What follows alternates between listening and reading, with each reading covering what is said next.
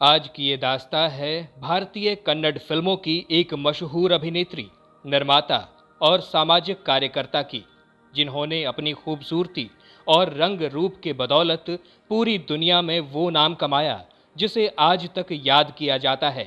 इस अभिनेत्री के साथ आखिर ऐसा क्या हुआ था कि हिंदी सिनेमा के 111 साल पुराने इतिहास में ये एक ऐसी इकलौती अभिनेत्री थी जो सिनेमा के इतिहास में एक शहीद अभिनेत्री कहलाईं। आखिर किस जुर्म में इस अभिनेत्री को भारत सरकार ने 8 महीने तक जेल में कैद करके रखा और इन्हें दी थी बहुत ही भयानक सजा, ऐसी सजा जिसे सुनकर आपका दिल दहल जाएगा। आखिर जेल में इस अभिनेत्री के साथ ऐसा क्या हुआ था कि इन्हें रहना पड़ा था अपने ही मलमूत्र में, और क्यों इस अभिनेत्री को किया गया था सबके सामने एकदम नग्न। क्यों देश की प्रधानमंत्री इंदिरा गांधी ने इन पर ढाए थे ऐसे जुल्म कि जिन्हें सुनकर देश की महिलाओं में खौफ पैदा हो गया था।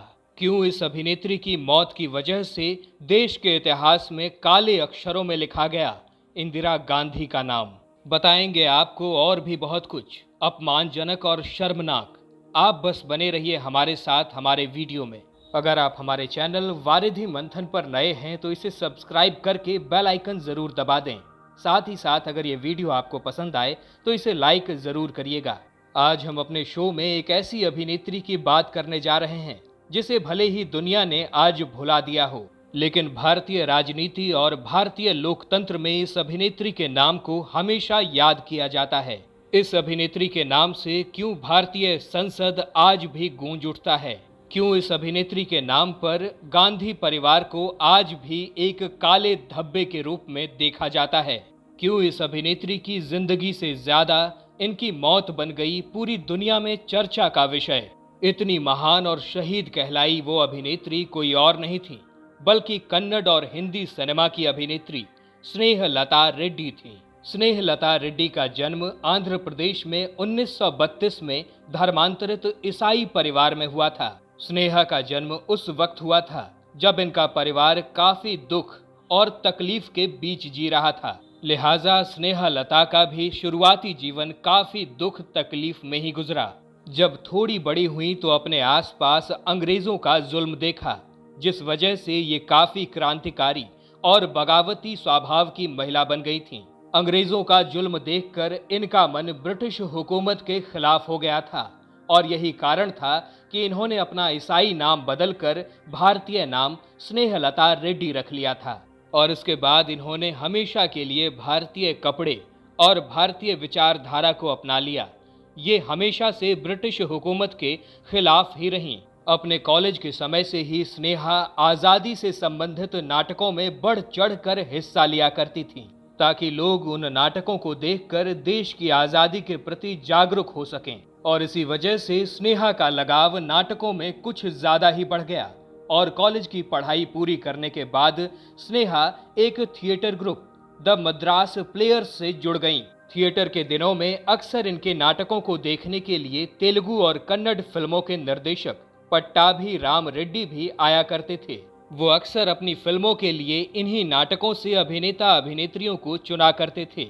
इन्हीं नाटकों के दौरान पहली बार पट्टाभी राम रेड्डी और स्नेहलता रेड्डी की मुलाकात हुई थी। जब इन दोनों के बीच बातचीत ज्यादा हुई तो इन दोनों के विचार एक दूसरे से मेल खाते थे और फिर ये दोस्ती कब प्यार में बदल गई दोनों को पता ही नहीं चला। और एक दिन इन दोनों ने परिवार के खिलाफ जाकर एक दूसरे से शादी कर ली और शादी के बाद स्नेहलता रेड्डी फिल्मों में काम करने लगीं, जिनमें ज्यादातर फिल्में इनके पति द्वारा ही बनाई जाती थीं। स्नेहा अक्सर उन फिल्मों का हिस्सा हुआ करती थीं जिनमें समाज में चल रही कुप्रथाओं का विरोध पुरजोर तरीके से होता था और इसीलिए उस समय के नासमझ समाज द्वारा इनकी फिल्मों का विरोध भी होता था। और ऐसी ही एक फिल्म है जो कि कन्नड़ सिनेमा में आज तक के इतिहास में सबसे बेहतरीन फिल्म मानी जाती है। इस फिल्म का नाम था संस्कार। 1971 में रिलीज हुई इस फिल्म को लेकर मद्रास सेंसर बोर्ड में ऐसा बवाल हुआ कि इस फिल्म को 4 साल तक लटका के रखा गया। लेकिन जब इस फिल्म का मामला कोर्ट में पहुंचा और कोर्ट की अनुमति मिलने के बाद इस फिल्म को रिलीज किया गया लेकिन जब ये फिल्म रिलीज हुई तो समाज में इस फिल्म ने एक अलग ही क्रांति ला दी। इस फिल्म को राष्ट्रीय और अंतर्राष्ट्रीय अवार्ड्स इतने सारे मिले कि मानो झड़ी सी लग गई। और इसी फिल्म के बाद स्नेहलता रेड्डी पूरी दुनिया में जानी जाने लगी और अब वो राष्ट्रीय ही नहीं बल्कि अंतर्राष्ट्रीय स्तर पर भी अपनी पहचान बना चुकी थीं। इस फिल्म के बाद स्नेहा ने मद्रास और बेंगलुरु के थिएटरों की स्थापना की। इनमें थिएटर शोज के माध्यम से देश की महिलाओं के साथ हो रहे अत्याचार और कुप्रथाओं को उजागर किया जाता था। इन सब में स्नेहा सबसे आगे रहा करती थी और यही कारण था कि स्नेहा की इमेज एक अभिनेत्री होने के साथ साथ सामाजिक कार्यकर्ता की भी थी। इनके कामों की चर्चा राजनीति में बड़े लोगों के बीच हुआ करती थी और इन्हीं बड़े लोगों में एक नाम था जॉर्ज फर्नांडिस, जो भारत की राजनीति के एक मशहूर समाजवादी नेता थे। स्नेहलता रेड्डी और जॉर्ज फर्नांडिस की दोस्ती काफी अच्छी थी, लेकिन स्नेहलता को क्या मालूम था कि ये दोस्ती आगे चलकर इनकी जिंदगी को पूरी तरह से बर्बाद करने वाली है और इनकी जिंदगी को नर्क से भी बदतर बनाने वाली है। 25 जून 1975 की वो काली रात, जिस रात वो हुआ जिसकी देशवासियों ने कभी कल्पना भी नहीं की थी। 25 जून 1975 को देश की पूर्व प्रधानमंत्री इंदिरा गांधी ने रेडियो पर देश को संबोधित करते हुए देश में आपातकाल लगा देने की घोषणा की। इस आपातकाल के दौरान देश के नागरिकों में देश के खिलाफ बोलने की पाबंदी लग गई। देश की राजनीति से जुड़े बड़े छोटे सभी नेताओं और अभिनेताओं को पकड़कर जबरदस्ती जेल में डाल दिया गया। कुछ नेता मौके का फायदा उठाकर अंडरग्राउंड हो गए और उन्हीं में से एक थे जॉर्ज फर्नांडिस।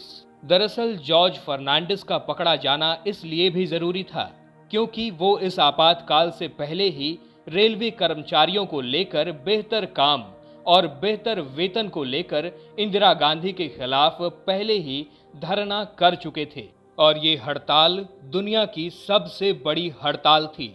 आपातकाल के दौरान स्नेहलता रेड्डी की बातचीत जॉर्ज फर्नांडिस से हुई थी और उन्होंने इस दौरान बताया था कि वो किस तरह से इंदिरा गांधी के खिलाफ पूरे देश में एक मुहिम चलाने वाले हैं। लेकिन स्नेहलता को उनका ये प्रस्ताव सही नहीं लगा था क्योंकि स्नेहलता अहिंसावादी थीं और जॉर्ज फर्नांडिस उस समय हिंसा की बात कर रहे थे। लिहाजा स्नेहलता जॉर्ज फर्नांडिस से अलग हो गईं। लेकिन इन दोनों की दोस्ती की खबर उस समय इंदिरा गांधी को भी थी और जॉर्ज फर्नांडिस को पकड़ने के चक्कर में इंदिरा गांधी जी ने स्नेहलता पे शिकंजा कसना शुरू कर दिया। 27 अप्रैल 1976 की वो शाम, जब स्नेहलता रेड्डी और उनके पति पट्टाभी बेंगलुरु से मद्रास के लिए एक जरूरी काम से निकले और यही वो समय था जब मुसीबत स्नेहलता रेड्डी की जिंदगी में दखल दे चुकी थी। उन्हें इस बात का एहसास भी नहीं था कि अब उनकी जिंदगी दुख तकलीफों से घिरने वाली है। दरअसल स्नेहलता रेड्डी और उनके पति पट्टाभी इधर बेंगलुरु से मद्रास पहुंचे और उधर पुलिस उनके घर पर छापा मार चुकी थी। पुलिस ने स्नेहलता और उनके पति के बारे में उनके बच्चों और बूढ़े माँ बाप से कठोरता के साथ पूछताछ की, यहाँ तक कि उनके घर में रखे सामान को भी तोड़ फोड़ दिया। उनके घर में हो रहे इस तांडव से स्नेहलता अनजान थीं और ऐसे में उनके एक पड़ोसी ने स्नेहलता को फोन करके उनके घर में हो रही एक्टिविटीज की सारी सूचना दी। सूचना मिलते ही स्नेहलता और उनके पति मद्रास से बेंगलुरु के लिए फौरन निकल गए। स्नेहलता ने आते ही देखा कि उनके परिवार को पुलिस बेबुनियाद तरीके से उठाकर ले गई और स्नेहलता जब पुलिस स्टेशन जाकर अपने परिवार को छुड़ाने गईं, तो पुलिस वालों ने उनके परिवार को छोड़ दिया लेकिन स्नेहलता को पकड़ लिया। स्नेहलता रेड्डी को पूछताछ के नाम पर वहीं पकड़कर रखा गया था। 3 दिन के मानसिक तनाव के बाद स्नेहलता कुछ समझ ही नहीं पा रही थी कि आखिर उनके साथ हो क्या रहा है। जब इनके पति ने इस बारे में पता किया तो उन्हें पता चला कि पुलिस ने उनकी पत्नी स्नेहलता को बडोदरा डायनामाइट केस में आरोपी बनाया है। पुलिस के मुताबिक स्नेहलता संसद भवन, कुछ मंत्रालयों और दिल्ली की कुछ प्रमुख इमारतों को बॉम्ब से उड़ाने की साजिश रच रही थी और इसके साथ साथ इनके खिलाफ मीसा एक्ट भी डाल दिया गया। मीसा एक्ट वो एक्ट था जिसमें इमरजेंसी के टाइम में सरकार के खिलाफ बोलने वाले को सीधा पकड़कर जेल में डाल दिया जाता था। अब तक स्नेहलता के साथ जो कुछ भी हो रहा था वो तो मात्र दिखावा था। दरअसल इंदिरा गांधी स्नेहलता के माध्यम से जॉर्ज फर्नांडिस को पकड़ना चाहती थीं, लेकिन स्नेहलता तो जॉर्ज फर्नांडिस के बारे में कुछ भी नहीं जानती थीं। इसीलिए जॉर्ज फर्नांडिस का पता लगाने के लिए सरकार ने वैसा खेल रचा जिसके बारे में सुनकर किसी की भी रूह कांप जाए। सबसे पहले स्नेहलता रेड्डी को बेंगलुरु की सेंट्रल जेल में ले जाया गया, जहां इन्हें बाकी सब लोगों से अलग एक काल कोठरी में बंद कर दिया गया। इस काल कोठरी में हमेशा अंधेरा रहता था और इसका आकार इतना छोटा था कि उसमें पूरा का पूरा एक इंसान भी ना आ सके। और इसी छोटे से बैरक में इंसान के लिए मलमूत्र के लिए एक छोटा सा छिद्र कर दिया जाता था। और जिस बैरक में कीड़े मकोड़े और मच्छरों की भरमार थी, आप खुद कल्पना कीजिए कि स्नेहलता ने कैसे उस बैरक में खुद को रखा होगा। जबकि स्नेहलता रेड्डी को सांस लेने में भी तकलीफ हुआ करती थी क्योंकि वो अस्थमा की मरीज थीं। स्नेहलता रेड्डी उसी काल कोठरी में रहीं और उसी काल कोठरी में वो मलमूत्र भी कर रही थीं। मलमूत्र और बदबू के बीच रह रही स्नेहलता रेड्डी बेगुनाह होने के बावजूद भी एक गुनहगार की जिंदगी जी रही थीं। उनकी ये सजा यही खत्म नहीं हुई। उसी जेल में एक टॉर्चर रूम भी था जहां स्नेहलता रेड्डी को ले जाया जाता था, जहां पूछताछ के नाम पर उनके बदन से कपड़े उतार दिए जाते और पूछताछ के दौरान कुछ ना बता पाने पर उन्हें मारा पीटा भी जाता और जबरदस्ती इन्हें हमेशा सबके सामने बिना कपड़ों के रखा जाता था। स्नेहलता रेड्डी उन तकलीफों से गुजर रही थीं जिनके बारे में इन्होंने कभी कल्पना तक नहीं की होगी। स्नेहलता को जेल में बद से बदतर खाना दिया जाता था और आए दिन उन्हें नई नई सजाएं दी जाती और इस सब के पीछे का कारण था कि उनसे जॉर्ज फर्नांडिस का पता लगाया जाए। लेकिन वो बता भी क्या पाती, आखिर उन्हें खुद भी कुछ भी नहीं पता था। लेकिन किसी ने स्नेहलता रेड्डी की गुहार नहीं सुनी और सरकार ने उन पर वो यातनाएं की जिसका किसी को अंदाजा तक नहीं था। उस दौरान इसी जेल में अटल बिहारी वाजपेयी और लाल कृष्ण आडवाणी जैसे बड़े नेता भी बंद थे और वो लोग अक्सर उस जेल में आधी रात को किसी महिला के चीखने दहाड़ने की आवाजें सुना करते थे, जिसके बारे में इन्हें बाद में पता चला था कि ये आवाज किसी और की नहीं बल्कि मशहूर अभिनेत्री स्नेहलता रेड्डी की हुआ करती थी। इतनी यातनाएं झेलने के बाद स्नेहलता मानसिक और शारीरिक रूप से काफी कमजोर हो गई थीं। उनका अस्थमा बढ़ता ही जा रहा था। वो इतनी तकलीफ में थीं कि उन्हें अस्थमा के अटैक्स आने लगे, जिसकी वजह से वो तड़पने लगी, बिलखने लगी। लेकिन जेल के अधिकारी इतने निर्दयी और जल्लाद थे कि वो स्नेहा को कोई भी स्वास्थ्य संबंधी दवाएं नहीं दिया करते थे। उधर स्नेहलता का पूरा परिवार परेशान था, लेकिन किसी को भी ये खबर नहीं थी कि स्नेहलता के साथ जेल में आखिर क्या हो रहा है। लेकिन 8 महीने बीत जाने के बाद स्नेहलता रेड्डी के घर पर एक अनजान फोन बजा, जिसे उनकी बेटी ने उठाया। फोन पर कहा गया कि उनकी मां स्नेहलता रेड्डी को विक्टोरिया अस्पताल में भर्ती कराया गया है, आप लोग उनसे मिलने आ सकते हैं। जिसके बाद पूरा परिवार हॉस्पिटल उनसे मिलने पहुंचा। लेकिन स्नेहलता रेड्डी की हालत देखने के बाद सब की हालत फाख्ता हो गई। उन्होंने देखा कि स्नेहलता रेड्डी बिल्कुल कमजोर हो गई थीं। उनके शरीर की हड्डियां बाहर निकल आई थीं। शरीर पर जगह जगह चोटों के निशान थे। ये सब देखने के बाद उनकी बेटी नंदा अपनी मां को गले लगाकर जोर जोर से रोने लगी। स्नेहलता भी फूट फूट कर रोई थीं। हॉस्पिटल में छोटा सा इलाज कराने के बाद इन्हें बेंगलुरु जेल में शिफ्ट कर दिया गया। बीमार लाचार स्नेहा दिन प्रतिदिन टूटती ही चली गईं। उनके फेफड़ों में भी संक्रमण होने लगा था।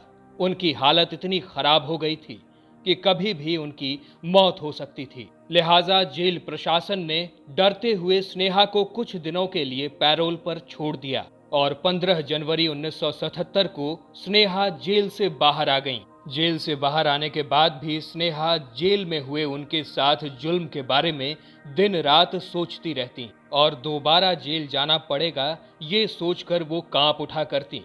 इन्हीं सब कश्मकश में और इसी सोच में 20 जनवरी 1977 को जेल से छूटने के महज 5 दिन बाद ही इनकी मौत हो गई और स्नेहा हमेशा हमेशा के लिए इस जुल्म और नर्क की दुनिया को अलविदा कह गईं। वो जिंदगी की जंग को हार गई थी। पुलिस के पास स्नेहलता के खिलाफ कोई भी सबूत नहीं था। फिर भी आपातकाल के समय में इस महिला को पुलिस ने 8 महीनों तक जेल में रखा था। एक महान अभिनेत्री, लेखिका और सामाजिक कार्यकर्ता होने के बावजूद भी इन्हें जेल में वो सजा दी गई और ऐसे दिन देखने पड़े जो जेल में किसी आतंकवादी को भी नहीं देखने पड़ते। स्नेहा को उस जुर्म की सजा दी गई जिसमें उनका हाथ या दोष था ही नहीं। स्नेहलता की बेटी नंदा आज भी अपने मां के साथ हुई इस बर्बरता को सोचकर सिहर उठती हैं। वो इंदिरा गांधी को अपनी मां का कातिल मानती हैं और इंदिरा गांधी का नाम इतिहास के पन्नों में काले अक्षरों में लिखा हुआ देखती हैं। जेल में रहने के दौरान स्नेहलता ने एक लेटर भी लिखा था जिसमें उन्होंने जेल में हुए उन पर अत्याचार को उस लेटर में साफ साफ लिखा था, जिसे उनके मरने के बाद अ प्रेजेंट डायरी के नाम से पब्लिश भी किया गया था। स्नेहलता रेड्डी की बेटी नंदना रेड्डी एक सामाजिक कार्यकर्ता भी हैं और साथ ही साथ एक पत्रकार भी हैं। वो आए दिन जुल्म और सितम पर एक से एक आर्टिकल लिखा करती हैं। वो अपनी मां की मौत को एक हत्या के रूप में देखती हैं और हमेशा गांधी परिवार को उनकी मां का हत्यारा मानती हैं और इसीलिए वो अपनी मां को आपातकाल का पहला शहीद मानती हैं। लेकिन आज भी भारतीय संसद में स्नेहलता का नाम गूंजता है। आज तत्कालीन सरकार स्नेहलता पर किए गए जुल्मों के लिए गांधी परिवार को घेरती है, जिसका जवाब कांग्रेस सरकार नहीं दे पाती है। सत्ता और कुर्सी के लालच में देश में इमरजेंसी लगाई गई और जिसके बाद करीब 1 लाख लोगों को जेल में ठूस दिया गया। जबरन लोगों की नसबंदी कराई गई और लोगों से सरकार के खिलाफ बोलने की आजादी छीन ली गई और इस सब के चलते ना जाने कितने ही बेकसूर सरकार की बर्बरता के कारण समय से पहले ही दुनिया को अलविदा कह गए। स्नेहलता रेड्डी भले ही आज हमारे बीच ना हो, लेकिन साउथ इंडस्ट्री में बड़े ही सम्मान के साथ इन्हें पूजा जाता है। लोग इन्हें सिर्फ याद ही नहीं करते बल्कि इन्हें शहीद का दर्जा भी देते हैं। दोस्तों, आपको क्या लगता है? क्या इंदिरा गांधी द्वारा लगाया गया आपातकाल सही था? आखिर स्नेहलता रेड्डी की क्या गलती थी जिसकी वजह से ये महान अभिनेत्री इस दुनिया को अलविदा कह गईं? अपने जवाब आप हमें कमेंट करके जरूर बताएं। साथ ही साथ अगर ये जानकारी पसंद आई हो तो इस वीडियो को लाइक जरूर करिएगा और अगर आप हमारे चैनल वारिधि मंथन पर नए हैं तो इसे सब्सक्राइब करके बेल आइकन दबाना बिल्कुल मत भूलिएगा। वीडियो में अब तक बने रहने के लिए आपका बहुत बहुत धन्यवाद।